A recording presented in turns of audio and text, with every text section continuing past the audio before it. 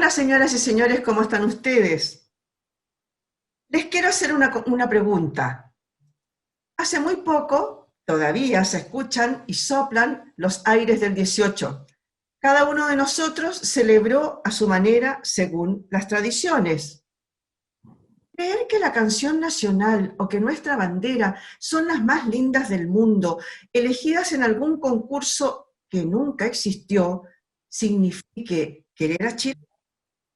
Sobre este tema conversaremos hoy día con el profesor de la Universidad San Sebastián y de la Católica, director de contenidos de Res Pública, don Alejandro San Francisco. ¿Qué significa amar a Chile? ¿Cómo está usted? Muy buen día. Muy buenos días, Miriam. Muchas gracias por la invitación. Un gusto estar terminando septiembre, pues un mes muy bonito, muy patriótico y que efectivamente nos lleva a esas preguntas tradicionales sobre el amor a Chile, que es un tema muy amplio y muy profundo.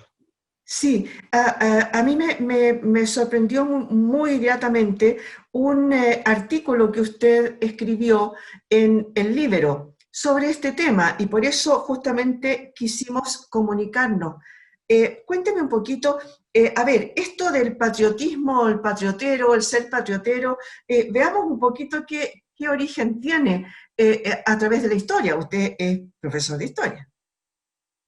Perfecto. El patriotismo es literalmente el amor a la patria, el amor a la tierra de los padres, el amor a la tierra que a uno lo ha cobijado. Y tiene muchas manifestaciones o expresiones en la historia. Puede ser la patria chica, la ciudad, el terruño, puede ser la patria grande, la nación.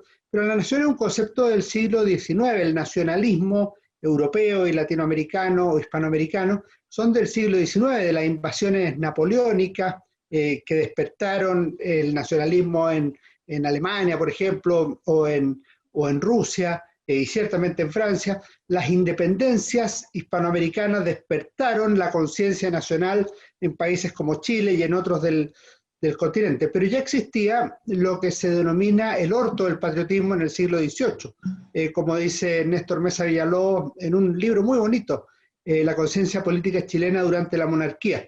Y en ese sentido, uno ve que esta idea de amar a la patria, a la nación, a Chile, es una cosa que ya tiene mucho tiempo. Y lo que se produce en el siglo XIX es que se van creando ciertos signos, símbolos nacionales que representan la nacionalidad. Tú mencionabas dos, la bandera nacional y el himno nacional, pero también se crea el escudo de armas de la República, y a eso se le añaden otras cosas, como es una estructura determinada del Estado, la escuela pública y otros factores.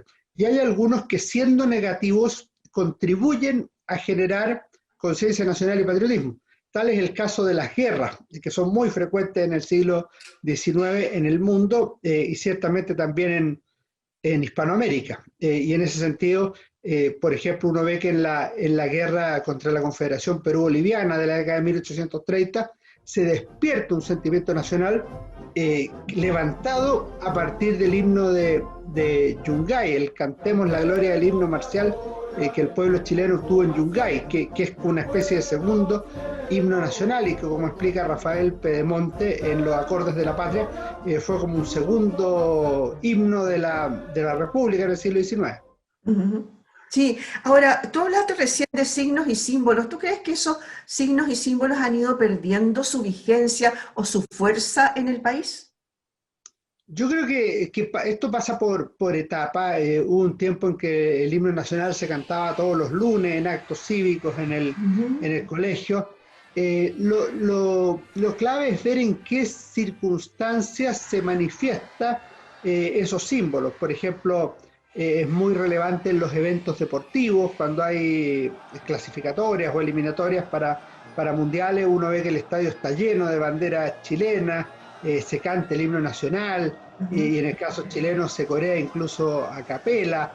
Entonces se despierta ahí el fervor patriótico de una manera muy potente. Y lo mismo cuando los jugadores chilenos salen al exterior y lo cantan solos frente a un ambiente adverso. En ese sentido, el pueblo chileno en general es un pueblo patriótico. Y lo mismo pasa con la bandera. Si tú recuerdas esa famosa fotografía de un chileno levantando una bandera ajada, sucia, en el terremoto de 2010, pero sin embargo chilena, nuestra, y que representa el símbolo de que tenemos que levantarnos en la adversidad, también ilustra esa conciencia, ese espíritu que viven los chilenos.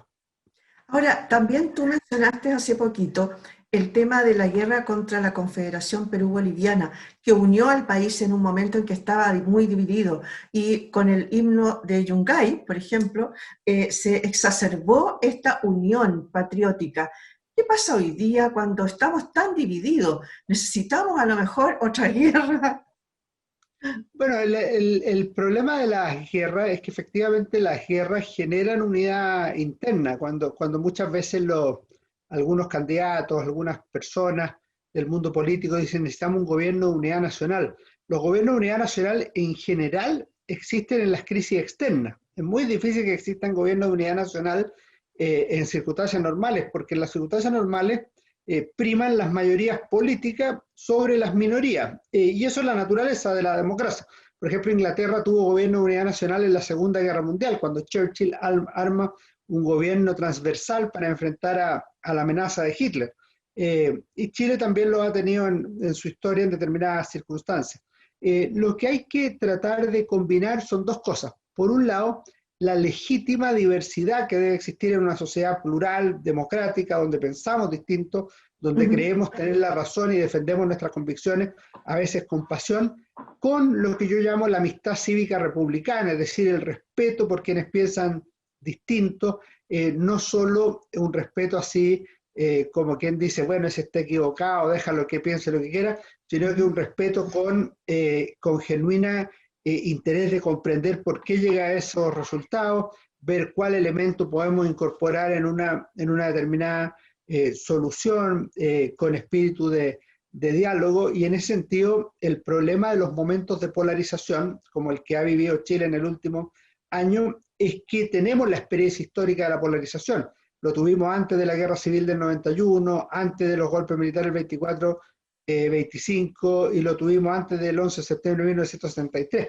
Entonces esta experiencia histórica no es positiva para Chile, y eso hay que comprenderlo.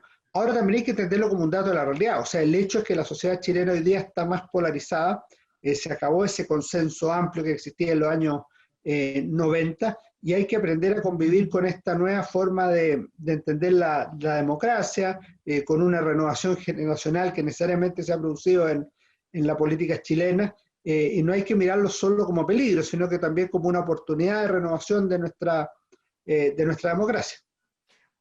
Tú mencionaste recién el tema histórico.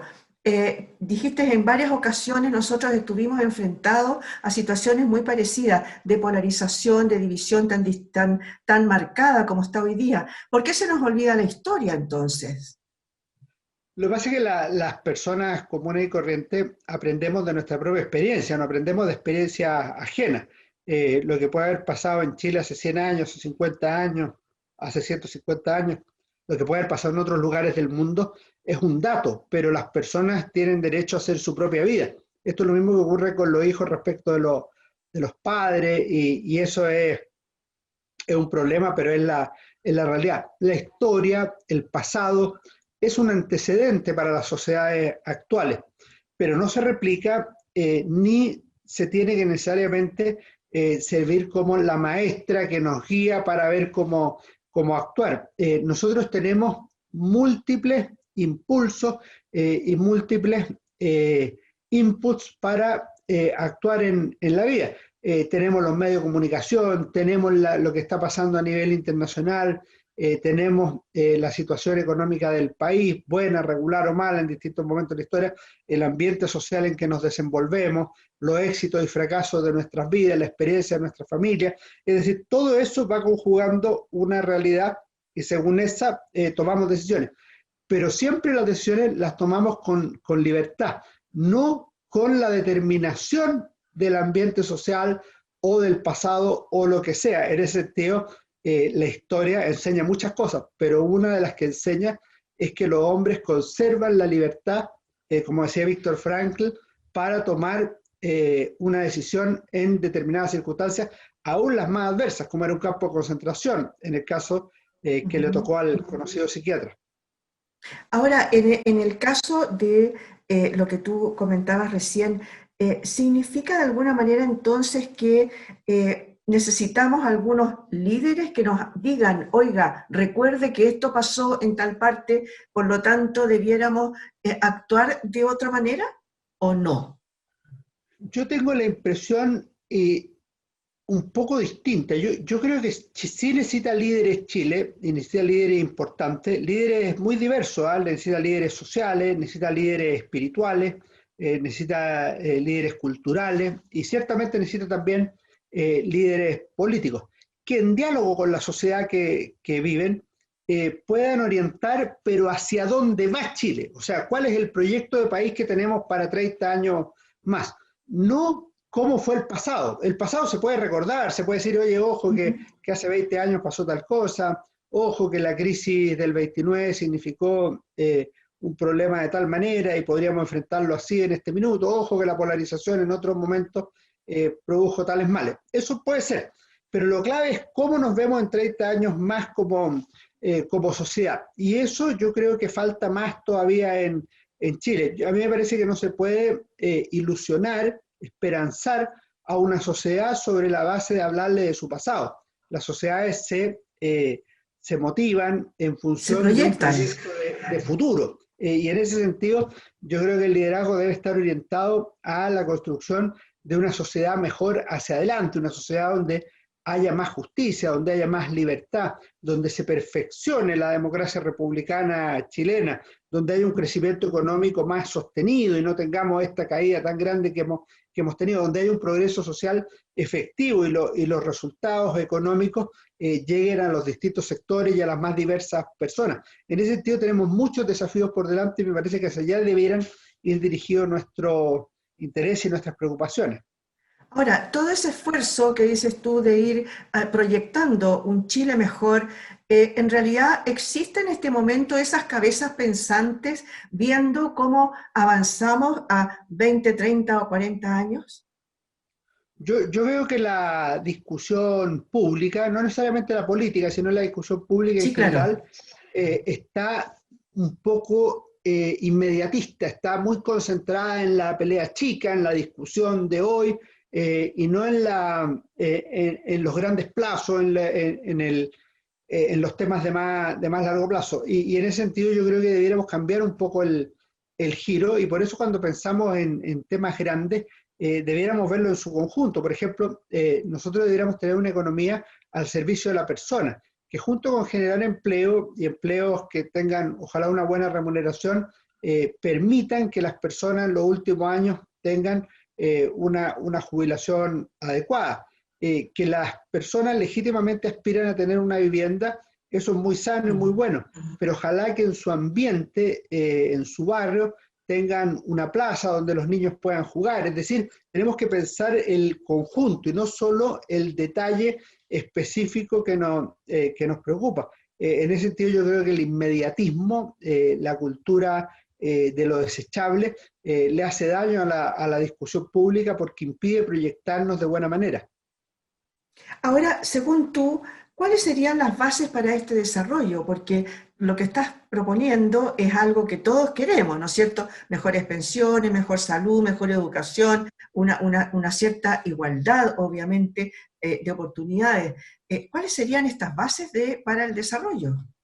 Sí, pero hay algunas cosas que, si bien estamos en eso todos de acuerdo, hay algunas cosas que se han olvidado. Para mí hay una base clave, que es el fortalecimiento de la democracia republicana chilena. Hoy día está más debilitada porque hay crítica, está más debilitada porque falta el liderazgo, las instituciones han perdido prestigio, la presidencia de la República, el Congreso Nacional, los partidos políticos están menos valorados. Entonces necesitamos recuperar eso. Si eso no se produce, vamos a estar necesariamente más mal que bien. En segundo lugar, el crecimiento económico. Si uno mira los años en que Chile se disparó para adelante y logró reducir la pobreza de manera muy notable, por ejemplo, entre 1984 y 1998, Chile creció al 7% anual en promedio. Ese fue un crecimiento muy, muy notable, muy decidido, Es que mucho. permitió a mucha gente salir de la pobreza y fue muy bueno. En los últimos 15 años, en cambio, hemos tenido resultados muy paupérrimos. Varios años hemos estado con crecimiento negativo, otros años hemos estado en el 1%. Con eso no vamos a llegar nunca a ser, no un país desarrollado, sino un país que le otorgue reales posibilidades a las personas. Vamos a estar repartiendo pobreza y no distribuyendo riqueza, que es lo que corresponde a un país. Entonces tenemos que recuperar las bases que permiten un crecimiento económico sostenido, sustentable, estable en el tiempo. Y que eso se distribuya de una manera transversal en la sociedad, que ojalá los ricos sean más ricos, que los pobres sean menos pobres, que la clase media tenga más oportunidades, o sea, que todos vayamos subiendo, que no lo planteemos esto en lógica de lucha de clases, sino que en lógica de colaboración, en lógica de solidaridad, en lógica de apoyo del Estado a la sociedad civil y a las personas, de fortalecimiento de la familia. En todas estas cosas no hay unanimidad. En los resultados, claro, todos queremos mejores pensiones, queremos mejores trabajos, pero si no generamos las condiciones para que haya más emprendimiento, más trabajo, mayores oportunidades, la verdad es que nos vamos a quedar en las meras declaraciones y no vamos a tener resultados adecuados. Claro, la letra absolutamente muerta, ¿no? Que no hay nada, no hay nada detrás que lo apoye. Ahora, para ti, ¿qué significa amar a Chile? Yo creo que Amar a Chile es yo escribí en ese artículo que tú mencionaste en el Ujú. libro, una serie de manifestaciones posibles del amor a Chile, desde las más intuitivas, de estas que nos llevan a querer nuestra bandera, nuestra canción, y la consideramos linda porque es nuestra, no porque haya ganado un concurso internacional, queremos a Chile porque es la tierra que nos enseñaron a querer nuestros padres, lo queremos a pesar de nuestras dificultades, no lo queremos por su PIB o por su constitución o por su gobierno en un momento u otro, sino porque es nuestra patria. Pero también yo creo que querer a Chile tiene que manifestarse en nuestro trabajo diario. Amar a Chile a mí me parece que se manifiesta en el pago de los impuestos, en hacer bien el trabajo cotidiano que permita servir por nuestras capacidades a la sociedad con nuestros talentos, a la sociedad con sentido de servicio. Amar a Chile significa abrirle oportunidades a otro y no vivir en una especie de burbuja donde yo solamente soy el beneficiado. Amar a Chile significa defender con pasión nuestras convicciones, pero respetando las que tienen otros. Amar a Chile significa dar gracias a Dios por todos los bienes que le ha dado a nuestra patria y tratar de superar aquellas desgracias que hemos sufrido. Amar a Chile significa levantarnos en la adversidad. Cuando hemos tenido terremotos u otros males, significa ponerle el hombro y salir adelante. Amar a Chile significa unirnos en la desgracia o para sacar adelante iniciativas positivas, como ha sido la Teletón y otras tantas a lo largo de la historia. En definitiva, amar a Chile significa mostrar cotidianamente con obras y de verdad que se puede servir al país donde hemos tenido la gracia de nacer, de vivir o que nos ha acogido con generosidad.